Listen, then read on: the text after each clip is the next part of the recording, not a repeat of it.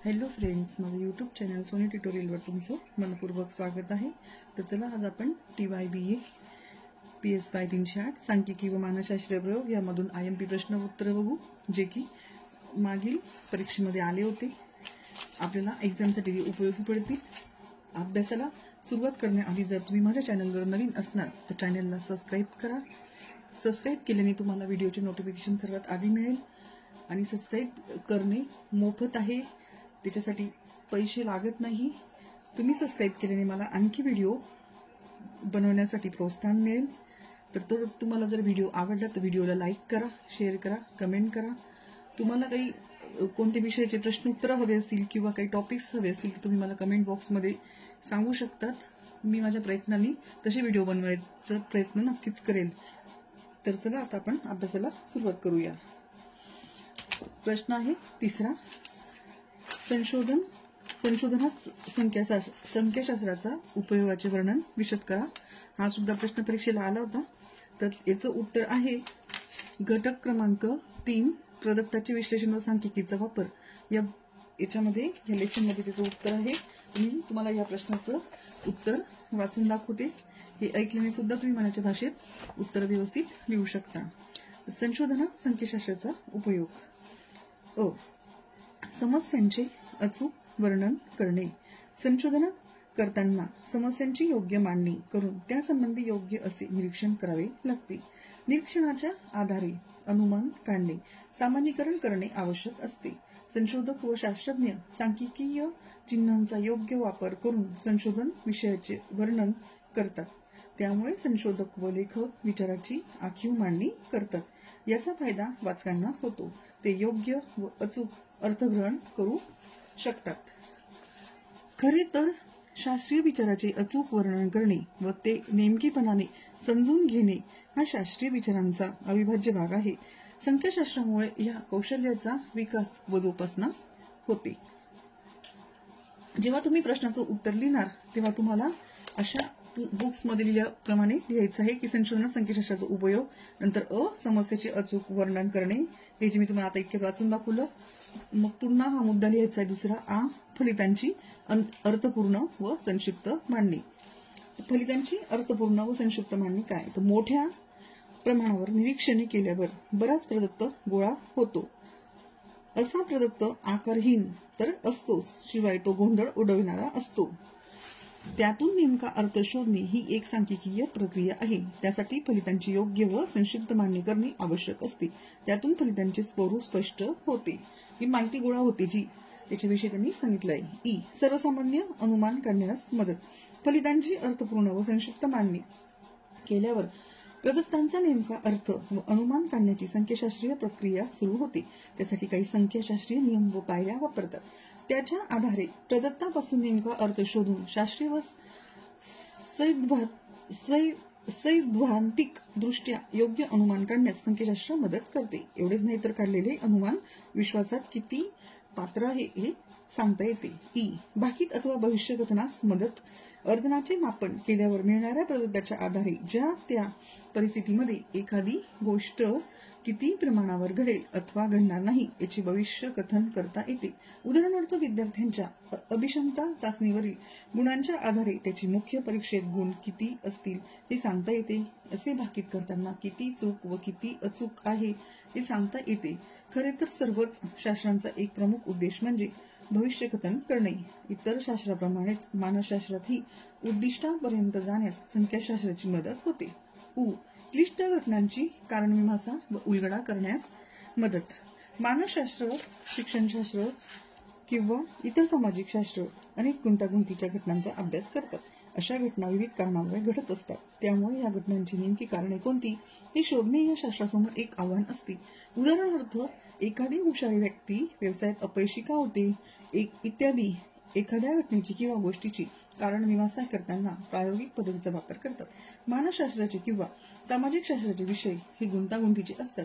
यातील अनेक घटना एक कारण एक परिणाम या नियमाच्या पलीकडे असतात। त्यामुळे सर्वच घटनांचा प्रायोगिक आराखड्यात बसवून अभ्यास करता येत नाही। यासाठी संख्याशास्त्रीय पद्धतीचा पर्याय म्हणून वापर करतात। याचं उत्तर इथपर्यंत होतं।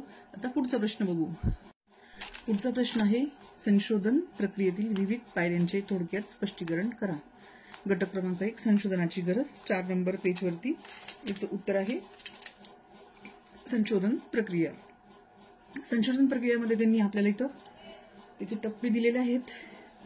ते आकृतीमध्ये आपल्याला लिहिलेले आहेत. संशोधनाची समस्या निवडणे, पूर्वीच्या संशोधनाचा आढावा घेणे, अभ्युपगम विधान, संशोधन आखणी आणि नमुना चयन, प्रदत्त संकलन, प्रदत्त विश्लेषण आणि स्पष्टीकरण. अशी आकृती जर आपण काढली तर आपल्याला मार्क्स थोडे आपले वाढतील. अशी व्यवस्थित आकृती काढून आपण जर मुद्देसहित स्पष्टीकरण केले तर आपले मार्क चांगले मिळतील आपल्याला या प्रश्नाचे. तर चला आता हा प्रश्न येऊ शकतो म्हणून आपण याचा अभ्यास करूया. तर मी उत्तर जरा मोठं होईल, बुक्समध्ये मुद्दे जास्त आहेत पण तुम्ही आपल्या मनाच्या भाषेत त्याची उत्तरं लिहायची आहेत. क, संशोधनासाठी समस्या निवडणे. समस्या 2 प्रकारच्या असू शकतात. एकतर एखाद्या घटनेचे माहीत नसलेले स्वरूप शोधून काढणे आणि दुसरे 2 परिवर्त्यामधील कार्यकारण संबंध शोधून काढणे. समस्या निवडताना 2 गोष्टी महत्वाच्या असतात. एक म्हणजे त्या समस्येची पुरेपूर जाण असणे आणि दुसरे म्हणजे ती समस्या योग्य शब्दात मांडता यावयास हवी. ख, पूर्वीच्या संशोधनाचा आढावा घेणे. संशोधनासाठी समस्या निवडताना या समस्येच्या बाबतीत पूर्वी काही अभ्यास झाले आहेत काय त्याचा परामर्श घेणे आवश्यक असते. अन्यथा आपल्याला जाणवणाऱ्या समस्येची उकल कोणीतरी अगोदरच करून ठेवली असते. आपल्याला त्याविषयी अज्ञान असते एवढेच. पूर्वी झालेल्या संशोधनातील त्रुटी जाणून घेऊन आपल्याला समस्या निवडता येते. यासाठी पूर्वी झालेल्या संशोधनाचा साकल्याने अभ्यास करून त्याचे निष्कर्ष पडताळून नंतरचा आपली समस्या मांडायला हवी. ग, अभ्युपगम विधान. संशोधनासाठी मांडलेल्या समस्येचे अमुक उत्तर असू शकेल अशी तत्सम मांडलेली परीक्षण अटकल अथवा तात्पुरती उत्तर म्हणजे अभ्युपगम होय. 2 अथवा अधिक परिवर्त्यामध्ये संभवणाऱ्या संबंधाविषयीचे विधान म्हणजे अभ्युपगम होय. याच्यात त्यांनी आपल्याला दिलेलं आहे की 2 अथवा अधिक म्हणजे 2 किंवा अधिक परिवर्त्यांमध्ये 2 किंवा अधिक म्हणजे लोकांमध्ये किंवा याच्यामध्ये झालेले संभवणाऱ्या संबंधाविषयीचे त्याच्यावर बोलणे विधान म्हणजे अभिगम होय. उदाहरणार्थ, एकटे काम करण्यापेक्षा समूह बरोबर काम केल्याने निवर्तन संपादन वाढते. मग ह्या अभ्युपगमाचे केलेले निवर्तन संपादन वाढते. या अभ्युपगमाचे परीक्षण करीत असता एकट्या व्यक्तीने केलेल्या कामाची बेरीज आणि सर्व व्यक्तींनी एकत्रित काम केले असता होणारे काम याचा तुलनात्मक अभ्यास करायला हवा आणि हा अभ्युपगम सार्थ आहे की नाही हे मिळालेल्या प्रदत्तांनी पडताळून पाहायला हवे. म्हणूनच अभ्युपगमात तात्पुरते उत्तर असते, परंतु ते त्या उत्तराची योग्यता तपासून नंतरच निश्चित विधान करायला हवे. म्हणजे थोडक्यात तात्पुरती उत्तराला अभ्युपगम असे म्हणतात. तर संशोधन आखणी. संशोधनासाठी समस्या निश्चित केल्यानंतर आणि ह्या समस्येच्या संदर्भात अभ्युपगम मांडल्यानंतर तो तपासून पाहण्यासाठी परिवर्त्यांची विशिष्ट प्रकारे मांडणी करावी लागते. प्रदत्त कसा गोळा करायचा, माहिती कशी गोळा करायची, कोणती तंत्र वापरायची, कुणाकडून माहिती मिळवायची आणि ती कधी मिळवायची यासंबंधी ज्या वेळी विचार करायचा असतो त्यावेळी संशोधनाची आखणी प्रथम करावी लागते. म्हणजे आधी त्याचा आपल्याला आपण म्हणतो एखाद्या गोष्टीचा आपण आधी प्लॅन करतो, एखादी त्याचं नियोजन करतो त्या पद्धतीने. ते उदाहरणार्थ माहिती मिळवण्यासाठी प्रयोग करावा लागणार काय, तो प्रयोग शाळेत की सामाजिक वातावरणात करायचा, प्रयोग करायचा नसेल तर घडलेल्या घटनेची माहिती कशी मिळवायची यासंबंधी आखणी करावी लागते. एखाद्या विशिष्ट संशोधनाच्या समस्येसाठी केलेल्या संशोधनाच्या समस्येसाठी केलेल्या संशोधन आखणी पुढील गोष्टींचा अंतर्भाव होतो. त्या आखणीमध्ये पुढील गोष्टींचा अंतर्भाव होतो. 1. माहिती गोळा करण्याची साधने. 2. संशोधन आणि त्यांच्या सहकार्यांची कौशल्ये. 3. माहिती गोळा करण्याच्या निवडक साधनांचा संघटित वापर. 4. संशोधनासाठी उपलब्ध अवधी. 5. संशोधनासाठी लागणारा पैसा. नमुना चयन. एखाद्या अभ्युपगम तपासून पाहण्यासाठी नेमक्या कोणत्या व्यक्तीकडून माहिती मिळवायची, त्या व्यक्तीच का घ्यायच्या, इतर का नाही यासंबंधीचा विचार नमुना चयनात येतो. उदाहरणार्थ, पुण्यातील सर्व व्यक्तींचा स्वभाव वैशिष्ट्याचा अभ्यास करायचा झाल्यास पुण्यातील प्रत्येक व्यक्तीची स्वभाव वैशिष्ट्य माहिती करून घ्यायला हवीत. हे संशोधकाच्या दृष्टीने अशक्य आहे. या ठिकाणी पुण्यातील सर्व व्यक्ती हे संशोधकाच्या दृष्टीने युनिव्हर्स ऑफ पॉप्युलेशन होईल. या विश्वातून काही व्यक्ती घेऊन त्यांचा अभ्यास करणे संशोधकास शक्य असते. ह्या व्यक्ती कशा निवडायच्या या संबंधीची माहिती नमुन्याच्या या भागात येते. नमुना सॅम्पल हे विश्वाचे प्रतिनिधित्व स्वरूप असावे असा नियत आहे. त्यामुळे नमुना म्हणून घेतलेला व्यक्तीवरील निष्कर्ष हे विश्वातील व्यक्तींच्या बाबतीत लागू करता येऊ शकतील. या संबंधीची अधिक माहिती पुढे यथावकाश देण्यात येईल. प्रदत्त गोळा करणे. समस्येचे निराकरण करण्यासाठी किंवा अभ्युपगमाचे परीक्षण करण्यासाठी संशोधकाला प्रदत्त माहिती गोळा करावा लागतो. प्रदत्त दोन प्रकारचा असतो, दुय्यम गुण आणि प्राथमिक समस्येशी संबंधित अशी उपलब्ध माहिती ही दुय्यम प्रदत्तात येते. तर जी माहिती उपलब्ध नाही परंतु गोळा करणे आवश्यक असते अशी माहिती संशोधक प्रयोगाच्या आधारे अथवा काही पद्धती व तंत्रांचा उपयोग करून मिळवित असतो. ही माहिती प्राथमिक प्रदत्ताच्या भाग होय. प्राथमिक व दुय्यम प्रदत्त गोळा करण्याच्या अनेक पद्धती व तंत्रे आहेत. सविस्तर माहिती पुढे देण्यात येईल. प्रदत्त विश्लेषण. प्राथमिक प्रदत्ताचे विश्लेषण योग्य सांख्यिकीय चाचण्याच्या आधारे करता येते. हल्ली सांख्यिकीय विश्लेषण करताना संगणकाचा उपयोग करणे सोयीचे आहे.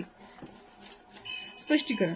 सांख्यिकीय विश्लेषण केल्यानंतर अमुक अभ्युपगम सार्थ ठरतो की तो नाकारला जातो याचे स्पष्टीकरण पूर्वीच्या संशोधन अभ्यासाच्या आणि मानसशास्त्रीय उपपत्तीच्या आधारे संशोधकाला करायचे असते आणि नंतर अनुमाने मांडायची असतात. ही अनुमाने केवळ त्यांच्या नमुन्यासाठीच लागू होऊ शकतात. ही एकूण विश्वाला ती लागू होऊ शकतील याचाही खुलासा संशोधकाला यात करायचा असतो. इथे आता आपलं उत्तर संपत आहे. पुढचा प्रश्न पुढच्या व्हिडिओमध्ये घेऊ.